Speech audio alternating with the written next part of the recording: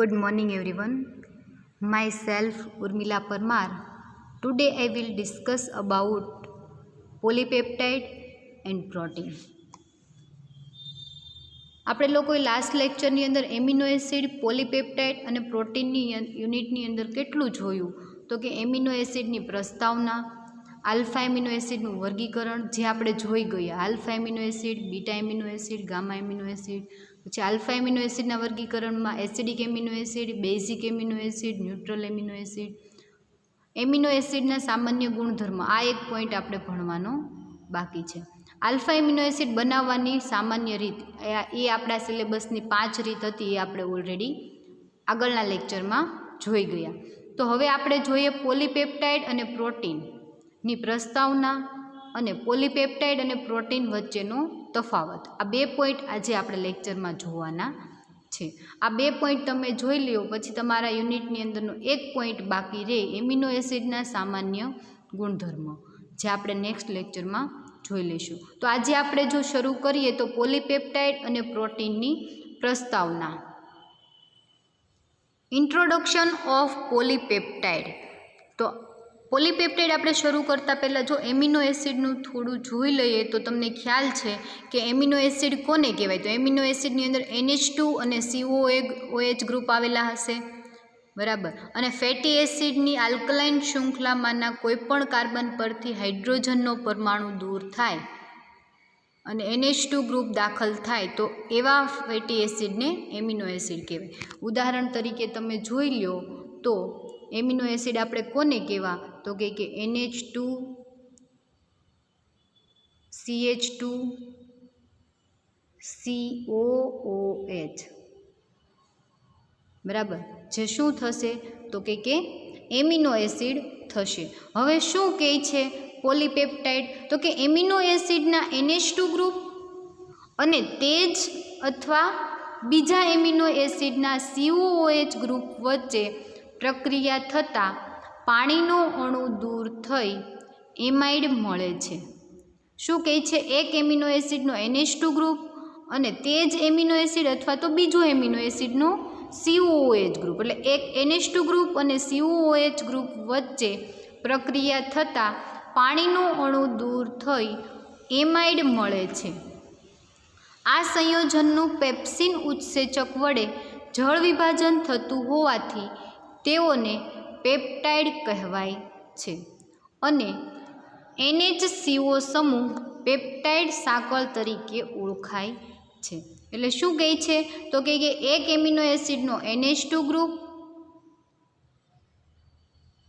અને એક amino એસિડનો COOH group, આ બંને વચ્ચે પ્રક્રિયા થઈ અને શું બનશે? તો કે પાણીનો અણુ દૂર થઈ. ક્યાંથી પાણીનો અણુ દૂર થશે? તો કે NH2 ગ્રુપમાંથી હાઇડ્રોજન અને COOH ગ્રુપમાંથી OH. H અને OH શું રિમૂવ થશે? H2O. પાણીનો અણુ દૂર થઈ અને શું બનાવે છે? તો કે પેપ્ટાઇડ સાંકળ બનાવે છે. તો એને શું કહેવાય? પેપ્ટાઇડ બોન્ડ કહેવાય. ફરી વખત એકવાર જોઈ લો. એમિનો એસિડના NH2 સમૂહ અને તે જ અથવા બીજા એમિનો એસિડના COOH સમૂહ વચ્ચે પ્રક્રિયા થતાં પાણીનો અણુ દૂર થઈ એમાઇડ મળે છે. આ સંયોજનનું પેપ્સિન ઉત્સેચક વડે જળ વિભાજન થતું હોવાથી તેઓને પેપ્ટાઇડ કહેવાય છે. NHCO સમૂહ છે પેપ્ટાઇડ સાંકળ તરીકે ઓળખાય છે. આપણે રિએક્શન આગળ જોઈએ.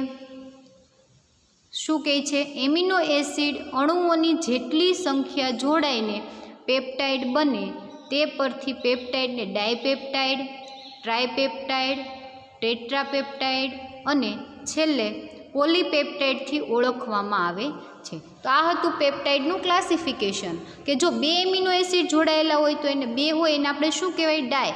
3 હોય તો ટ્રાય, 4 હોય તો ટેટ્રા અને ઘણા બધા હોય તો પોલી, જે તમને ખબર છે. તો 2 એમિનો એસિડના અણુ જોડાઈને શું બનાવે? ડાયપેપ્ટાઇડ બનાવે. 3 એમિનો એસિડના અણુ જોડાય અને શું બનાવે? ટ્રાયપેપ્ટાઇડ બનાવે. 4 એમિનો એસિડના અણુ જોડે અને શું બનાવે? ટેટ્રાપેપ્ટાઇડ બનાવે. પરંતુ જો ઘણા બધા એમિનો એસિડ જોડાયેલા હોય તો એ શું બનાવશે? તો પોલીપેપ્ટાઇડ તરીકે ઓળખાય છે. સામાન્ય રીતે 10,000 સુધીના અણુભાર ધરાવતો પેપ્ટાઇડ પોલીપેપ્ટાઇડ અને તેથી વધુ અણુભારવાળો પદાર્થ પ્રોટીન કહેવાય છે. એટલે તમને એમ થશે કે પ્રોટીન અને પોલીપેપ્ટાઇડ વચ્ચે શું તફાવત છે, બરાબર? તો આપણે આગળ એમના બંને વચ્ચેનો તફાવત જોશું એટલે તમને ખબર પડી જશે કે સામાન્ય રીતે 10,000 સુધીનો અણુભાર ધરાવતો પેપ્ટાઇડ છે એને શું કહેવાય? પોલીપેપ્ટાઇડ કહેવાય. અને તેથી વધુ અણુભારવાળો પદાર્થ શું કહેવાય? પ્રોટીન કહેવાય. તો તમને એ ખ્યાલ આવી ગયો કે પેપ્ટાઇડનો અણુભાર ઓછો હશે અને પ્રોટીનનો અણુભાર કેવો હશે? 10,000 કરતાં વધારે. હવે આપણે જોઈએ કે કઈ રીતે બને ડાયપેપ્ટાઇડ. તો કે એક એમિનો એસિડ, આપણે ડેફિનેશન જોઈ પેપ્ટાઇડની, તો એમાં શું કીધું? એક એમિનો એસિડનો NH2 ગ્રુપ અને એક એમિનો એસિડનો COOH ગ્રુપ બંને વચ્ચે પ્રક્રિયા થઈ અને CONH બોન્ડ બને તો એને શું કહેવાય? બોન્ડને પેપ્ટાઇડ બોન્ડ કહેવાય. અને જે તમને પ્રોડક્ટ મળે એને શું કહેવાય? પેપ્ટાઇડ પ્રોડક્ટ કહેવાય. તો જુઓ, આ એક amino acid amino acetic acid, જેનું નામ શું થશે? સામાન્ય ગ્લાયસિન. એક ગ્લાયસિનનો અણુ, બીજો ગ્લાયસિનનો અણુ, બંને વચ્ચે રિએક્શન થઈ અહીંયાનો COOH ગ્રુપ અને બીજા એમિનો એસિડનો NH2 ગ્રુપ. આપણી ડેફિનેશન છે કે એક એમિનો એસિડના NH2 ગ્રુપ અને બીજા એમિનો એસિડના COOH ગ્રુપ વચ્ચે પ્રક્રિયા થઈ અને પાણીનો અણુ દૂર થાય છે. પાણીનો અણુ દૂર થાય અને શેની રચના કરે છે? તો કે પેપ્ટાઇડની રચના કરે છે. અને બંને એમિનો એસિડ જે બોન્ડથી જોડાયેલા હોય એને શું કહેવાય? પેપ્ટાઇડ બંધ કહેવાય. તો આપણે જોઈએ તો અહીંયાથી OH, અહીંયાથી OH, અહીંયાથી H. પાણીનો અણુ શું થયો? દૂર થયો.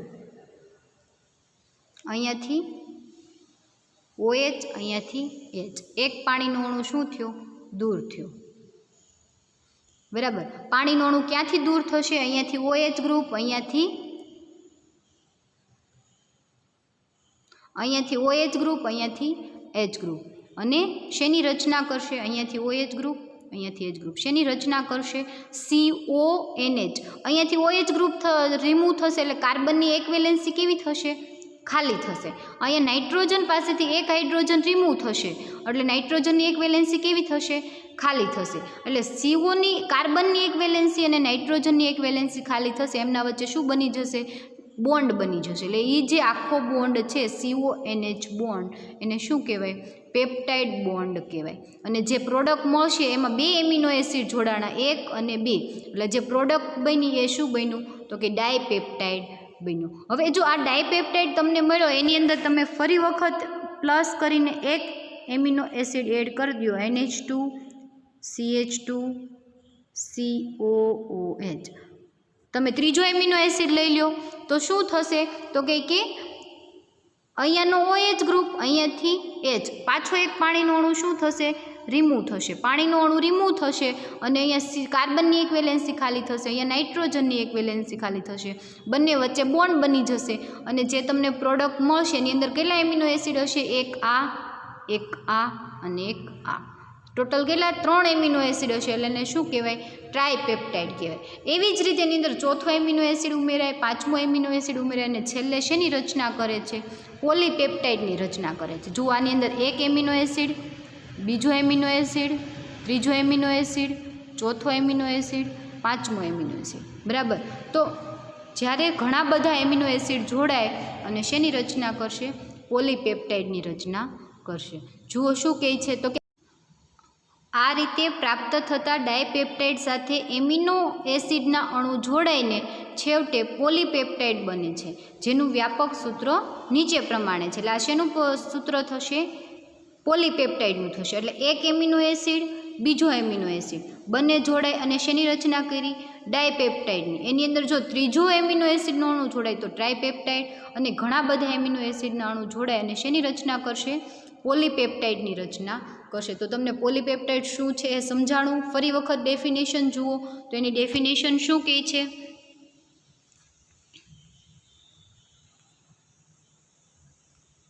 ફરી વખત એની ડેફિનેશન જુઓ તો કે એમિનો એસિડના NH2 સમૂહ અને તે જ અથવા તો બીજા એમિનો એસિડના COH સમૂહ વચ્ચે, એટલે એક એમિનો એસિડનો NH2 ગ્રુપ અને બીજા એમિનો એસિડનો COOH સમૂહ વચ્ચે પ્રક્રિયા થતાં પાણીનો અણુ દૂર થઈ અને શું બને છે? એમાઇડ. તો એમાઇડ કેવો થશે? CONH બોન્ડ જે બનશે એને શું કહેવાય? એમાઇડ બોન્ડ કહેવાય. આ સંયોજનનું પેપ્સિન ઉત્સેચક વડે જળ વિભાજન થતું હોવાથી તેઓને પેપ્ટાઇડ કહે છે અને NHCO સમૂહ પેપ્ટાઇડ સાંકળ તરીકે ઓળખાય છે. એટલે કે એક બોન્ડ હોય તો એને શું કહેવાય? પેપ્ટાઇડ બોન્ડ કહેવાય. પરંતુ એવા ઘણા બધા પેપ્ટાઇડ હોય તો એને શું કહેવાય? પોલીપેપ્ટાઇડ કહેવાય. બરાબર, જે તમે આ ઉદાહરણની અંદર ઓલરેડી જોઈ શકો છો કે આ એક CONH, બીજો CONH, ત્રીજો CONH, ચોથો, અને કદાચ હજી ઘણા બધા એમિનો એસિડ જોડાઈ જાય તો ઘણા બધા પેપ્ટાઇડ બોન્ડ બને. આ એક પેપ્ટાઇડ, આ બીજો પેપ્ટાઇડ, આ ત્રીજો પેપ્ટાઇડ, આ ચોથો પેપ્ટાઇડ. એટલે કે CONH બોન્ડ જે છે એને શું કહેવાય? પેપ્ટાઇડ બોન્ડ કહેવાય. અને એની એક વેલેન્સી ઓલરેડી અહીંયા જુઓ ખાલી બતાવે છે. અહીંયા NH2 સામે જુઓ એક વેલેન્સી ખાલી, અહીંયા CO પાસે જુઓ હજી એક વેલેન્સી ખાલી છે. એ શું બતાવે છે? કે હજી ત્યાં ઘણા બધા એમિનો એસિડ જોડાઈ શકે એવું બતાવે છે. બરાબર, તો હવે નેક્સ્ટ જુઓ, એ જ ઉદાહરણ છે. આ એમિનો એસિડનો એક અણુ, આ એમિનો એસિડના બીજો અણુ, બંને વચ્ચે પ્રક્રિયા થઈ. આ COOH ગ્રુપનો OH, આ NH2 ગ્રુપનો હાઇડ્રોજન, H2O શું થશે? રિમૂવ થશે. પાણીનો એક અણુ રિમૂવ થયો અને બંને વચ્ચે કયો બોન્ડ બન્યો? પેપ્ટાઇડ બોન્ડ બન્યો. એટલે કે CONH આખો બોન્ડ જે આ છે એને શું કહેવાય? પેપ્ટાઇડ. અને જે પ્રોડક્ટ તમને મળી એ શું કહેવાય? ડાયપેપ્ટાઇડ કહેવાય. અને આની અંદર હજી જો ત્રીજો, ચોથો, પાંચમો એમિનો એસિડ જોડાય તો એને શું કહેવાય? પોલીપેપ્ટાઇડ કહેવાય. આ હતું તમારું પોલીપેપ્ટાઇડની પ્રસ્તાવના. હવે જુઓ પ્રોટીન. તો પ્રોટીન એ નાઇટ્રોજનયુક્ત સંકીર્ણ સંયોજન છે.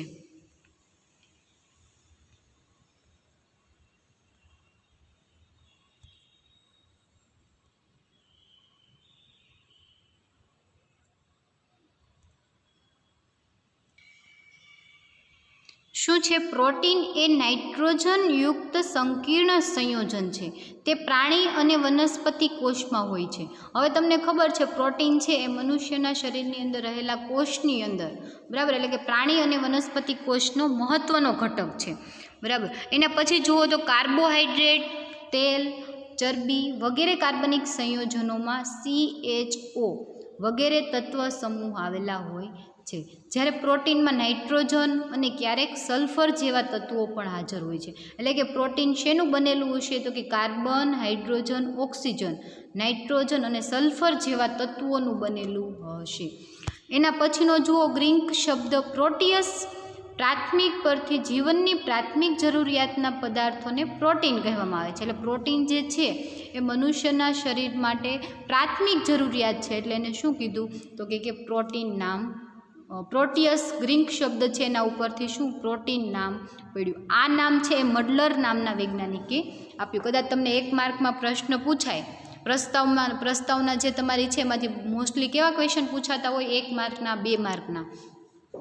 તો આ ક્વેશ્ચન તમને આમાં નાના નાના ક્વેશ્ચન પૂછાય કે પ્રોટીન શબ્દ છે કયા વૈજ્ઞાનિકે આપેલું નામ છે. તો એમાં તમને નીચે 4 વૈજ્ઞાનિકના નામ આપી દે તો એમાં એક મડલર જે છે એ સાચું હોય તો એ તમારો 1 માર્કનો ક્વેશ્ચન એવી રીતે પૂછાઈ શકે. એના ઉપરનો જે છે ગ્રીક શબ્દ પ્રોટીયસ, તો તમને એ પણ 1 માર્કનો ક્વેશ્ચન પૂછાય કે પ્રોટીન શબ્દ કયા પ્રાથમિક શબ્દ ઉપરથી, એટલે કે કયા ગ્રીક શબ્દ પરથી આવ્યો? તો કે પ્રોટીયસ. બરાબર. એના પછી જુઓ પ્રોટીન એ મનુષ્ય તેમજ પ્રાણી શરીરના વિકાસ તથા નિભાવ માટે અગત્યનો પદાર્થ છે. પ્રોટીન શું છે? તો કે મનુષ્ય તેમજ પ્રાણીના શરીરના વિકાસ માટે. બરાબર. એટલે મનુષ્યના શરીરના વિકાસ માટે શેની જરૂર પડે છે? પ્રોટીનની જરૂર પડે છે. તમને બધાને ખ્યાલ છે કે આપણા બોડીના વિકાસ માટે વધારે શેની જરૂર પડે? પ્રોટીનની. એટલે આપણે નાના બેબીને વધારે પ્રોટીનયુક્ત આહાર ખવડાવતા હોઈએ, કેમ કે નાના બેબી હજી હોય એનો શરીરનો વિકાસ કેવો હોય? અપૂરતો હોય, જેનો વિકાસ ઝડપથી થતો હોય. એટલે આપણે નાના છોકરાઓ જે હોય એને શું ખવડાવતા હોઈએ? પ્રોટીનયુક્ત આહાર વધારે ખવડાવતા હોય મમ્મી. બરાબર. તો શું કહે છે? પ્રોટીન એ મનુષ્ય તેમજ પ્રાણી શરીરના વિકાસ તથા નિભાવ માટે અગત્યનો પદાર્થ છે. ફરી વખત બધા પોઈન્ટ એકવાર જોઈ લો. નાઇટ્રોજનયુક્ત સંકીર્ણ સંયોજન છે. શા માટે? તો તમને ખબર છે કે એની અંદર શું આવેલું હશે? NH2 ગ્રુપ આવેલું હશે. એટલે NH2 ગ્રુપના લીધે અંદર નાઇટ્રોજન તો હોવાનો જ. બરાબર. પછી તે પ્રાણી તેમજ વનસ્પતિ કોષમાં હોય છે. કાર્બોહાઈડ્રેટ, તેલ, ચરબી વગેરે કાર્બનિક સંયોજનો CHO વગેરે તત્વો આવેલા હોય છે, જ્યારે પ્રોટીનની અંદર નાઇટ્રોજન અને સલ્ફર. ગ્રીક શબ્દ પ્રોટીયસ એટલે કે પ્રાથમિક પરથી જીવનની પ્રાથમિક જરૂરિયાતના પદાર્થને પ્રોટીન કહે છે. આ નામ મડલર નામના વૈજ્ઞાનિકે આપ્યું. તેથી પ્રોટીન એ મનુષ્ય તેમજ પ્રાણી શરીરના વિકાસ તથા નિભાવ માટે અગત્યનો પદાર્થ છે. એના પછી જુઓ તો કે રેસામય પ્રોટીન અને પ્રાણીઓના ઘડતરમાં સ્નાયુ અને અસ્થિબદ્ધ રૂપે રહેલો હોય છે. રેસામય પ્રોટીન છે એ ક્યાં હોય તો કે પ્રાણીના ઘડતરમાં એના સ્નાયુ જે હોય એને અસ્થિબદ્ધ રૂપે રહેલો હોય છે, જ્યારે દાણાદાર પ્રોટીન છે જીવન ઉપયોગી પ્રક્રિયામાં અગ્રીમ છે. બરાબર. દાખલા તરીકે ઉત્સેચકો, વારસાગત લક્ષણો લાક્ષણિકતા કરનાર પદાર્થો, વારસાગત લાક્ષણિકતા કરતા પદાર્થો એટલે કે ન્યુક્લિક એસિડ, DNA અને RNA. તમારે સેમેસ્ટર 5ની અંદર ભણવાનું આવશે ન્યુક્લિક એસિડ, તેની અંદર આપણે જોશું DNA અને RNA. અને ઉત્સેચકો એટલે કે ઉત્સેચકો જે છે એમાં શું તો કે પ્રોટીન એમનો અગ્રીમતા ક્રમ છે. બરાબર. પછી શું કહે છે, રાસાયણિક રીતે પ્રોટીન જે છે એ બહુરૂપક છે એટલે કે પોલિમર છે. તો એનો મોનોમર ઘટક કયો થશે? Amino acid. તેના પાયામાં એમિનો એસિડ એમાઇડ બંધન CONH2 બંધ દ્વારા જોડાયેલા છે. એટલે કે એમિનો એસિડ જે છે એમાઇડ બંધનથી એટલે કે CONH2 બંધ દ્વારા જોડાયેલા છે. અહીંયા CONH2 જે છે ત્યાં H2 નહીં આવે પરંતુ NH અને બોન્ડ આવશે એટલે પેપ્ટાઇડ બોન્ડ થશે. ઘણા ખરા પ્રોટીન કલીલ અવસ્થામાં હોય છે અને પ્રોટીનના બંધારણમાં carbon 51%, oxygen 24%, nitrogen 16%, hydrogen 1%, sulphur 10% અને ફોસ્ફરસ 4% હોય છે. હવે જો તમને એક માર્કમાં ક્વેશ્ચન પૂછાય કે પ્રોટીનના બંધારણમાં કાર્બન, હાઇડ્રોજન અને નાઇટ્રોજનનું પ્રમાણ જણાવો તો તમારે શું આવે તો કે કાર્બન 51%, ઓક્સિજન 24%, નાઇટ્રોજન 16%, હાઇડ્રોજન 1% અને સલ્ફર 10%, ફોસ્ફરસ 4% રહેલું છે. હવે એના પછી જુઓ શું કહે છે તો કે પ્રોટીન અબાષ્પશીલ અને સ્ફટિકમય હોવાથી ચોક્કસ ગલનબિંદુ ધરાવતા નથી. શા માટે એના ગલનબિંદુ ચોક્કસ નથી તો કે સ્ફટિકમય અને અબાષ્પશીલ છે એટલા માટે. અને તમે એક જુઓ તો કે પ્રોટીન જે છે એની અંદર કેટલા એમિનો એસિડ જોડાયેલા છે એના આધારે એનું ગલનબિંદુ નક્કી થાય. બરાબર. તો પરિણામે તેના અણુના અભ્યાસમાં મુશ્કેલી પડે છે. હાલમાં અલ્ટ્રાસેન્ટ્રીફ્યુઝ અને ઇલેક્ટ્રોફેરિક પદ્ધતિઓ દ્વારા પ્રોટીનનો અણુભાર શોધી શકાય છે. પ્રોટીનના અણુભાર શોધવા માટેની બે રીત છે, અલ્ટ્રાસેન્ટ્રીફ્યુઝ અને ઇલેક્ટ્રોફેરિક પદ્ધતિ. આ પદ્ધતિ દ્વારા શેનું તો કે પ્રોટીનનો અણુભાર શોધી શકાય છે. એમિલ ફિશર નામના વૈજ્ઞાનિકે જણાવ્યું કે પ્રોટીનમાં CONH બંધ આવેલો હોય છે ને તેને પેપ્ટાઇડ બંધ કહેવામાં આવે છે. અને પ્રોટીન પદાર્થોના જળ વિભાજનથી આલ્ફા એમિનો એસિડ મળે છે. તો એ તો તમને પહેલાં જ ખ્યાલ આવી ગયો કે પ્રોટીનના જળ વિભાજનથી પેપ્ટાઇડ બનશે અને પેપ્ટાઇડના જળ વિભાજનથી આલ્ફા એમિનો એસિડ બનશે. એટલે ઘણા બધા એમિનો એસિડ જોડાય અને શેની રચના કરશે? પ્રોટીનની રચના કરશે. હવે પ્રોટીનના અણુભાર ખૂબ ઊંચા હોય છે. ઓછામાં ઓછો અણુભાર 40,000 વાળું પ્રોટીન ઈંડાની સફેદીમાંથી મળી આવે છે. હવે તમને ખબર છે પ્રોટીન શેમાંથી મળી આવે છે તો કે કઠોળ છે, ઈંડા છે, બરાબર, એ બધામાંથી શું દૂધ છે, દૂધની બનેલી વસ્તુ છે, બધામાંથી શું મળી આવે? પ્રોટીન મળી આવે. તો ઈંડાની સફેદીમાંથી જે પ્રોટીન મળી આવે છે એનો અણુભાર કેટલો હશે? 40,000 હશે. બરાબર. જ્યારે તમાકુમાં રહેલો પ્રોટીન વાયરસ છે એનો અણુભાર કેટલો થશે તો કે 1 કરોડ ને 50 લાખ એટલે કે 1.5 કરોડથી 2 કરોડ સુધીનો એનો અણુભાર હશે. પ્રોટીનનું સામાન્ય બંધારણ નીચે પ્રમાણે છે. તો આગળ આપણે જોયું પોલીપેપ્ટાઇડ, એમાં પણ પ્રોટીનનું બંધારણ આવું જ બતાવેલું હતું અને આમાં પણ એ જ છે. બરાબર. તો શું કહે છે તો કે એ પોલીપેપ્ટાઇડ હતો અને અહીંયા શું છે? પ્રોટીન છે. ખાલી બંને વચ્ચે તફાવત કેટલો છે? અણુભાર બંનેનો કેવો છે? પોલીપેપ્ટાઇડનો ઓછો છે 10,000 કરતાં અને પ્રોટીનનો 10,000 કરતાં વધારે છે. તો ફરી એક વખત સ્લાઇડ જોઈ લો.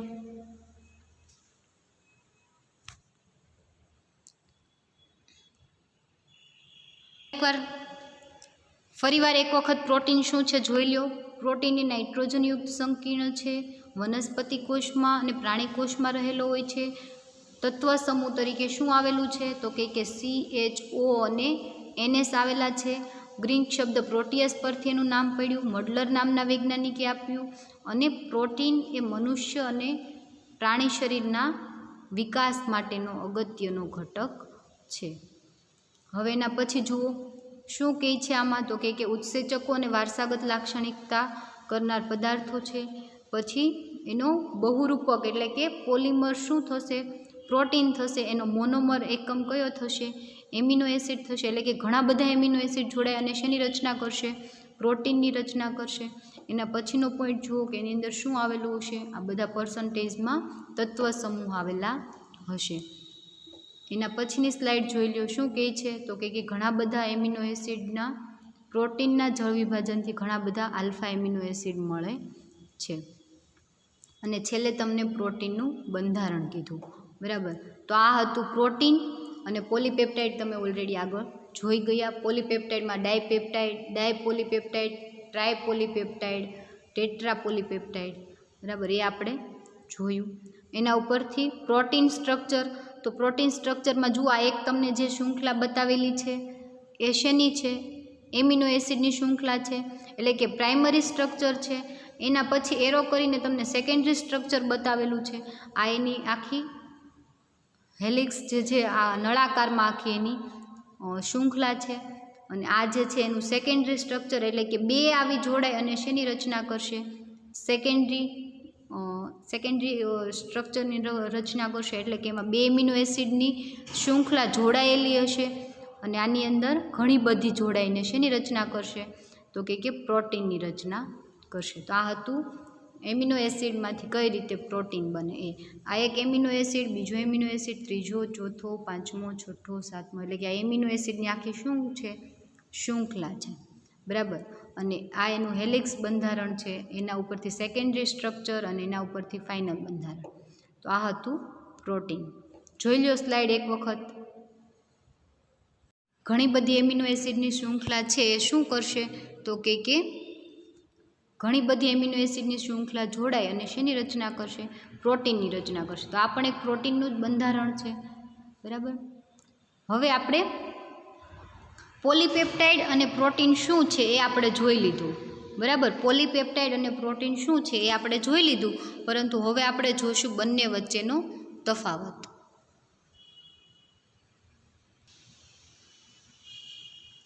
બંને વચ્ચેનો તફાવત જોઈએ તો પ્રોટીન અને પોલીપેપ્ટાઇડના ગુણધર્મની કમ્પેરિઝન એટલે કે તુલના.